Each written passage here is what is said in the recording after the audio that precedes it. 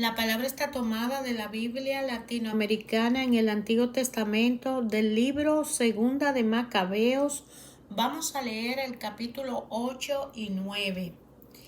Entre tanto, Judas, por sobrenombre Macabeo, y los que estaban con él, entraban secretamente en los pueblos, llamaban a sus parientes y, reuniendo a los que habían permanecido fieles al judaísmo, llegaron a juntar 6,000 hombres.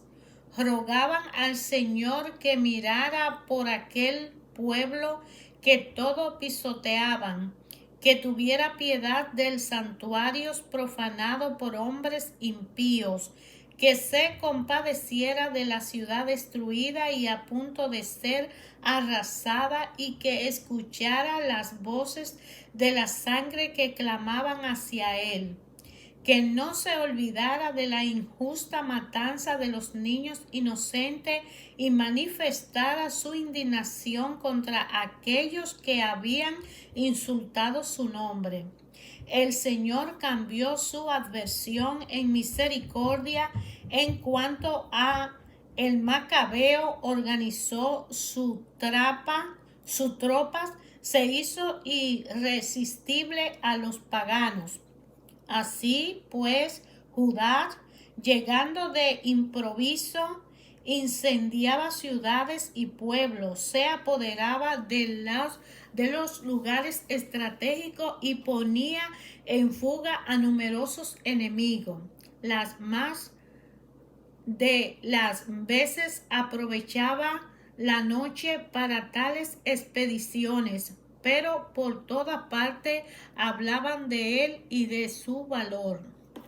Al ver Filipo que este hombre progresaba poco a poco y que sus éxitos eran cada día más frecuentes, escribió a Ptolomeo, general de Calesiria y Finicia, para que lo viniera a ayudar en servicio del rey.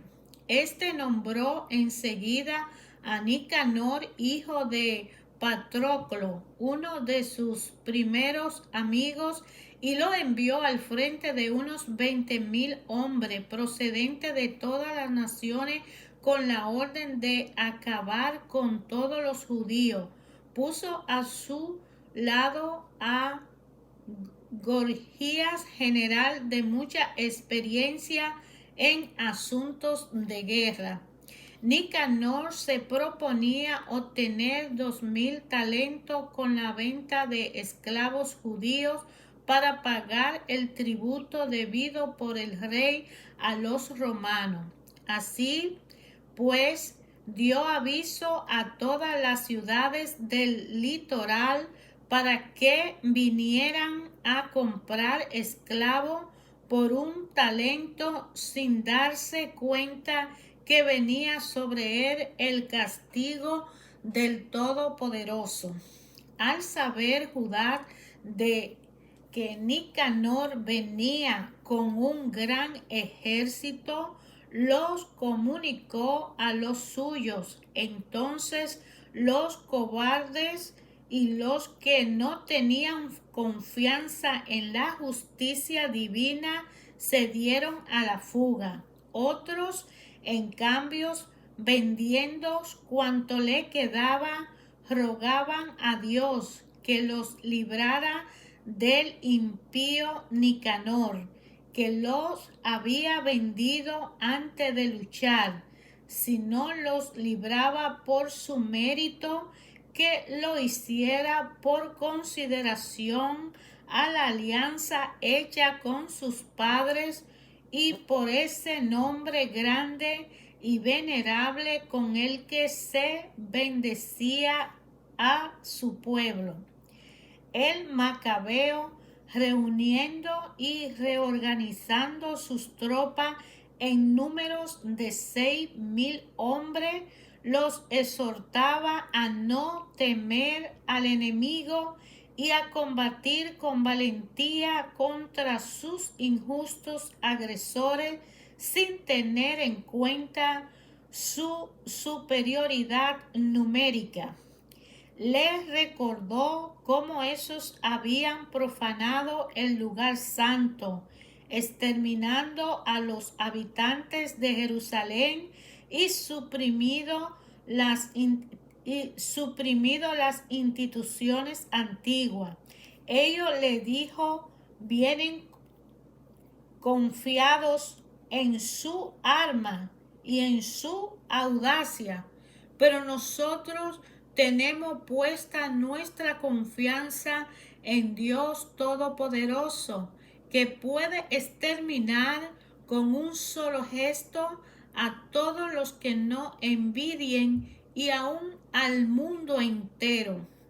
Les enumero todas las oportunidades en que Dios había venido en ayuda de su Padre, especialmente cuando hizo perecer 185,000 hombres de Sennacherib.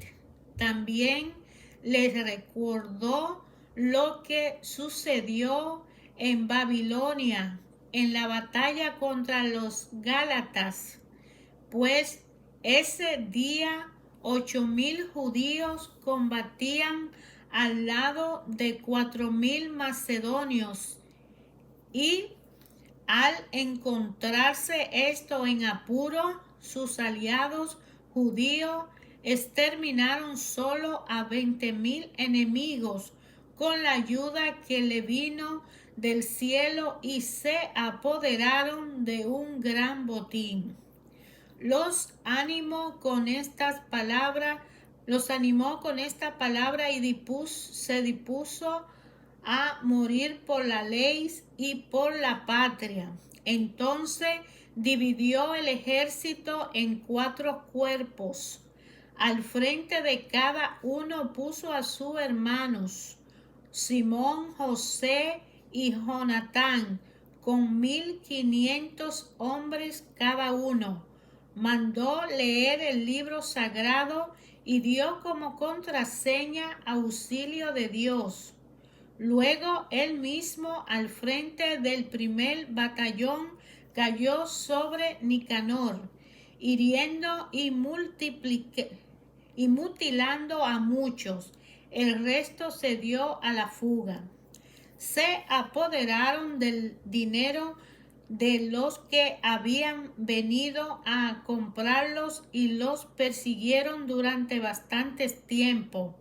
Pero ya se hacía tarde y se vieron obligados a volverse porque era la vigilia del sábado. Esta fue la razón por la cual dejaron de perseguir a sus enemigos. Recogida las armas y los despojos del enemigo, celebraron el sábado en aquel día en que Dios empezaba a manifestarle su misericordia. Pasado el sábado, repartieron parte del botín entre los que habían sido torturados, las viudas y los huérfanos. Los demás se los repartieron entre ellos y los suyos. Hecho esto, pidieron al Señor misericordioso en una oración pública que se reconciliara definitivamente con sus siervos. Después, en un encuentro con el ejército de Timoteo y Baquides, mataron a más de 20,000 hombres y se adueñaron de ciudades fortificadas. Repartieron los abundantes despojos por partes iguales entre ellos mismos. Los que habían sido torturados, los huérfanos, las viudas y los ancianos. Las armas tomadas al enemigo se guardaron cuidadosamente en lugares seguros. El resto del botín lo llevaron a Jerusalén. Mataron al jefe de los guardias de Timoteo, hombre muy criminal que había hecho mucho mal a los judíos. Después, mientras celebraban la victoria en Jerusalén, Quemaron vivo a los que habían quemado las puertas del templo, incluso a Galistenes, que se había refugiado en una casita. Así le dieron el pago merecido por su impiedad. El 3 veces criminal Nicanor, que había traído miles de negociantes para comprar a los judíos, quedó humillado con el auxilio de Dios por aquello mismo que él había despreciado, despojado de su rico traje, huyendo a través de los campos como fugitivo. Llegó a Antioquía demasiado feliz todavía de haber escapado a la destrucción de su ejército. El que se había propuesto pagar el tributo debido a los romanos con la venta de los judíos, afirmaba ahora que estos eran invencibles e invulnerables, pues tenían a alguien que luchaba con ellos siempre que obedecían las leyes prescritas por él. Por aquel tiempo, Antíoco tuvo que retirarse apresuradamente de las regiones persas. Había entrado a una ciudad llamada Persépolis, pero cuando pretendió saquear el templo y apoderarse de la ciudad, los habitantes se amotinaron y tomaron las armas contra él, los del lugar echaron a Antíoco y a los suyos, que huyeron muy avergonzados. Al llegar a Esbatana, le informaron de lo ocurrido en Israel a sus dos generales, Nicanor y Timoteo. Enfurecido, se propuso hacer pagar a los judíos la ofensa que acababa de recibir en Persépolis cuando lo obligaron a huir. Mandó al conductor de su carro que apresurara la marcha y se parara hasta terminar el viaje.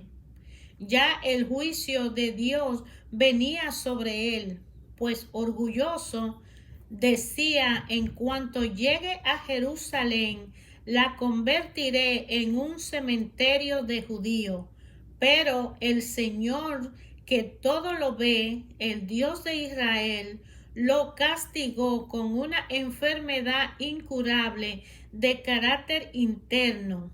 Acababa de hablar cuando sintió en su estómago un dolor insoportable y comenzó a ser torturado en todo su cuerpo. Esto era totalmente justo para quien había torturado de igual manera a otros con un sinnúmero de suplicios nuevos, pero no por eso se puso menos arrogante. Enfurecido contra los judíos, dio orden de apresurar aún más la marcha, pero como su carro corría muy fuerte, Antíoco cayó y se le descompuso todo el cuerpo. Poco antes pensaba dominar con su orgullosa superioridad desde las montañas hasta el mar. Ahora tenía que ser llevado en una camilla, dando a todo testimonio evidente del poder de Dios. Tan podrido estaba su cuerpo que hasta gusano tenía en su carne. Vivía aún, caía de pedazo en pedazo entre desgarramiento y dolores. Su fetidez era intolerable y apartaba a todo el ejército. Nadie se acercaba a que poco antes pensaba tocar los astros del cielo con las manos. Solamente entonces, torturado por aquellas llagas, comenzó a descaer su soberbia. al ver que sus dolores aumentaban, se dio cuenta que era un castigo de Dios. Ni él mismo podía soportar su festidez. Decía, es justo someterse a Dios. El mortal no debe igualarse a él. Y el desdichado oraba a Dios cuando éste ya no quería compadecerse de él. Había marchado a Jerusalén para arrasarla y convertirla en un cementerio. Ahora prometía reconstruirla y declarar la ciudad libre. Ofrecía además igualar con los atenienses a aquellos judíos a los cuales había negado sepultura y que había de ser arrojado junto con sus hijos a la fiera. Había saqueado el templo y profanado el lugar sagrado. Ahora prometía adornarlo ricamente, devolviéndole el mayor número de los vasos sagrados y pagar todos los gastos de los sacrificios. Y, en fin, prometía que se haría judío y recorrería todos los lugares proclamando el poder de Dios. Todavía más, como si aún así disminuían sus dolores, porque había caído sobre él el justo juicio de Dios, desesperado por su salud, escribió a los judíos esta carta suplicante, diciéndole: a los honrados ciudadanos judíos, mucha salud, prosperidad y bienestar de parte del rey y general Antíoco. Si están ustedes bien junto con sus hijos y se les cumplen sus deseos, damos gracias al cielo, recordando sus muestras de cariños y benevolencia. Al volver de Persia, enfermé de gravedad, por lo que me ha parecido necesario preocuparme de la seguridad común de todos ustedes. No desespero de mi situación, ante bien tengo gran esperanza de salir de esta enfermedad. Pero consideré que también mi padre, cuando salía para alguna campaña militar, hacía las regiones altas designadas a su futuro sucesor, para que sus súbditos no se preocuparan si sucedía algo hecho imprevisto o se anunciaba alguna desgracia, y superaban todo en manos de quien quedaba el poder. También me doy cuenta que los reyes y príncipes vecinos están esperando la ocasión y esperando el momento oportuno. Por eso he designado rey a mi hijo Antíoco, a quien ya le había presentado y recomendado a la mayoría de ustedes. Cuando tenía que ir a las regiones del norte, a él le he escrito la carta que les comunicó. Le pido pues que, teniendo en cuenta los beneficios que recibieron de mí todo y cada uno de ustedes, conserven su benevolencia hacia mí y hacia mi hijo. Estoy seguro de que él, siguiendo mi política con moderación y humildad, vivirá en buen acuerdo con ustedes. De esta forma acabó aquel blasfemo y asesino, sufriendo atroces tormentos, murió entre montaña y en tierra extraña, con una muerte miserable. Su compañero Filipo transportó su cuerpo y, Luego se retiró a Egipto, a la corte de Ptolomeo, Filometor, porque temía al hijo de Antíoco. Hermanos, ayer, hoy, siempre, Dios nuestro Padre habla a nuestros corazones a través de su palabra. Cuando nosotros tenemos un tiempo para estudiarla, para meditarla, y podemos leer la Biblia en un orden del Antiguo Testamento al Nuevo Testamento, o leer solo los Evangelios o solo el Nuevo Testamento. De igual manera, en cada una de las palabras que contiene el libro sagrado de la Biblia, en sus 1200 páginas aproximadamente, en esta Biblia latinoamericana, en cada versículo de los capítulos, Dios habla a cada uno de nosotros de una forma muy personal y muy particular. Cuando nosotros le damos ese tiempo y rumiamos su palabra en nuestros corazones y la meditamos en nuestra mente, y si la leemos en la mañana, todavía al mediodía pensamos en esa palabra. ¿Qué significó esa palabra que yo leí?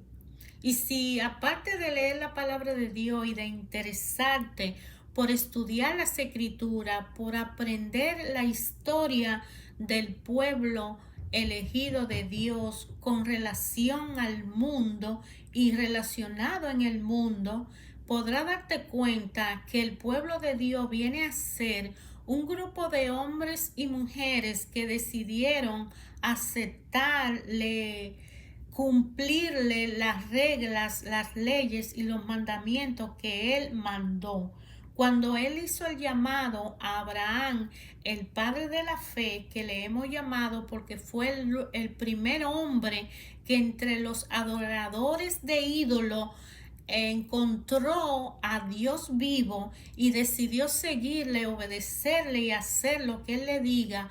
Cuando Dios le dijo que te voy a llevar a una tierra y te voy a prometer una gran nación, aún él sin poder tener un hijo, aún su esposa ya siendo anciana y él aún siendo un anciano, él decidió creerle y decidió salir de la tierra cuando Dios le dijo: sal de este lugar y vete a otro lugar que él le señaló, y le prometió que le iba a dar una gran nación. De manera que desde ahí empezó a surgir uno y otro y otro y otro hombre que le fue fiel a Dios, pero no todos decidieron abstenerse a cumplir las reglas y las leyes religiosas, porque dentro de la misma familia hubo gran división. Y Dios ha llamado a todos, pero la mayoría nos mantenemos alejados de Él. Pero el llamado es para todos, porque todo aquel que crea en su Hijo Jesucristo, él será salvo y será salva su casa. Quiere decir que él la toma en sus manos, él la guía, y debajo de sus brazos, debajo de sus alas, nadie puede hacernos daño, como dice el Salmo 91. Y como dice el Salmo 23, Él es nuestro pastor y Él nos pastoreará y nuestra mesa estará servida. Entonces el pueblo de Dios que viene desde el Antiguo Testamento, en el Éxodo, cruzando el río, viendo prodigios y señales, llega a obtener la tierra de Canaán y llega a haber diferencia entre ellos mismos. No obedecemos a Dios y la consecuencia del pecado son desastrosas, porque son producto de un desacuerdo entre Dios y el hombre. Pero Dios siempre es misericordioso y nos ama con un amor tan grande que aún nosotros, siendo tan pecadores y olvidándonos de su promesa y haciendo la vida por nuestro propio criterio, aún Él espera que nos arrepintamos y volvamos a Él. Y todavía su amor es tan justo que aún no volviendo a Él, Él clama por su pueblo. De manera que el pueblo de Dios es todo y cada uno de las personas que hagan y cumplan sus reglas. Cada uno de nosotros está llamado a ser su pueblo. Y Él tiene su pueblo. Y Él dio a su Hijo por su pueblo, para que todo aquel que crea no se pierda, mas tenga vida eterna. Y para todo aquel que lo siga, tenga la oportunidad de salvarse.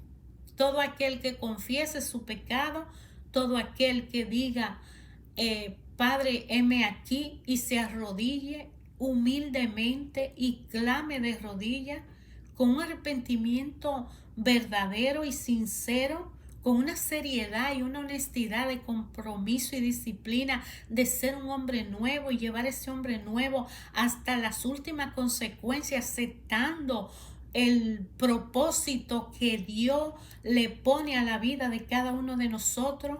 Y aún en medio de esa tormenta, porque no es fácil llevar la voluntad del Padre, pero con la ayuda del Consolador, el Espíritu Santo, que viene a consolar nuestra alma y nuestro espíritu y a darnos la sabiduría necesaria para hacer la voluntad del Padre en todo momento, con la salvación prometida por Jesucristo, que viene en nuestro auxilio y socorre, porque la sangre que derramó en la cruz del Calvario clama al Padre por nosotros. Pero nosotros no obedecemos esas normas, esas reglas, y no queremos reconocernos que somos muy amados por un Dios omnipotente y poderoso, que no desea el mal de nadie, incluso entrega a los pueblos en manos de los saqueadores cuando desobedecen sus reglas, porque Él advirtió: si ustedes cumplen mis mandamientos y andan en mi camino y no se alejan de mi presencia y tienen una comunión conmigo en todo momento, en cada día, cada hora, y entregan su vida a mí, su familia a mí, sus proyectos, sus planes y su propósito a mí, yo lo guiaré. Porque Dios Padre es más inteligente que cada uno de nosotros y tiene prometida una vida llena de oportunidades y cosas hermosas, pero no la vemos. En la mayoría de las veces tomamos la rienda de nuestra propia vida, aún sin poder con ella, y encima de ello tomamos la rienda de otras personas, otras familias o de nuestra propia familia, aún sin nosotros poder llevar la carga de la vida propia de nosotros. Cuando Dios Padre permitió que cada uno de nosotros naciera, Él tuvo un plan y un propósito salvístico para darnos una vida próspera, saludable y bonita, para hacer una sociedad organizada, justa, disciplinada. No dio reglas, no dio normas. Cuando nosotros violamos una regla física, tenemos una consecuencia. Cuando nosotros cruzamos una luz que no nos corresponde, hay una consecuencia, donde no solo nosotros somos perjudicados y tenemos que pagar un impuesto por ello, sino podemos perjudicar a alguien, y al perjudicar a esa persona vamos a perjudicar a otra familia, y miles de situaciones se van a afectar por haber violado una luz. Cuando nosotros hacemos lo que es incorrecto, cuando vivimos una vida con libertades por nosotros y no por la libertad que el Padre nos suple, nosotros nos vemos obligados a vivir una vida en zozobra, una vida mortificado, y le hacemos la vida imposible a los demás. La palabra de Dios nos invita a tener una relación personal con el Padre y a conocer por qué Él dio a su Hijo para que se entregara a cambio de nosotros. su hijo, pudiendo salvarse, decidió aceptar una muerte en la cruz, para que esa sangre llevada al Calvario con mucho sufrimiento, y qué muerte aquella, hoy pudiéramos nosotros decir que tenemos la libertad de conectarnos con el Padre a través de su Hijo.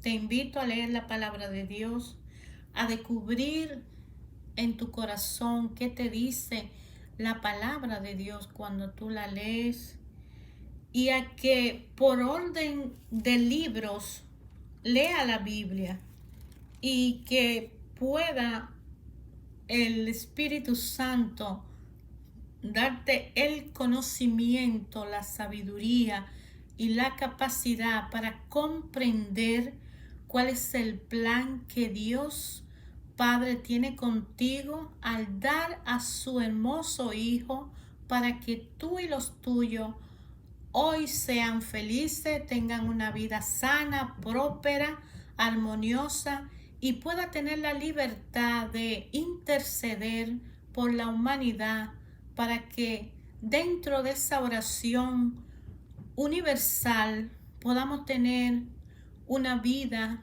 y una tierra como Él así lo desea. Hermanos, hermanas, gracias por darme la oportunidad de compartir la palabra contigo, y de que juntos nos demos cuenta que debemos obedecer a Dios y cumplir con el plan de su voluntad en nuestra vida, y aceptarla y seguir adelante, y pedir ayuda al Espíritu Santo para que nos mantenga en la mano de Jesús, guiado hacia la presencia eterna del Padre en esta vida, para ayudar a que nuestras cargas sean más ligeras, y para poder ser el soporte de los que están cerca de nosotros, que más nos puedan necesitar, y así poder pagar con acciones, con hechos,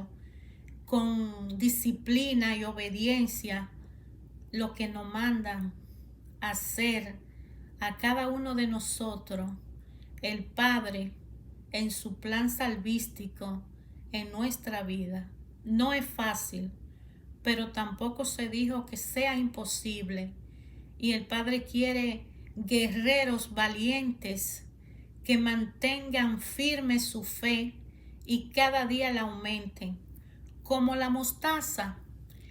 El grano de mostaza siempre tuvo una fe más grande que su tamaño. Él pensó que él iba a ser un árbol. Siendo tan pequeña su semilla, esa semilla dijo: un día voy a crecer tan grande que voy a ser un árbol y voy a dar mucho fruto. Y así como dijo Jesucristo, como piensa la mostaza, cada uno de nosotros está llamado a pensar en fe de que seremos guiados, salvados, bendecidos, protegidos, sanados, iluminados, prosperados y muy protegidos por el Padre en fe, y hacer cada día que esa fe crezca, aún en medio de todo lo que estamos viviendo. Y todos tenemos que pasar ese proceso de purificación a través de las pruebas. Son experiencias que nos van a ayudar a ser más fuertes, a ser mejores, y muchas de ellas las vamos a evitar si somos obedientes a mantenernos en la luz y que la luz nos vea.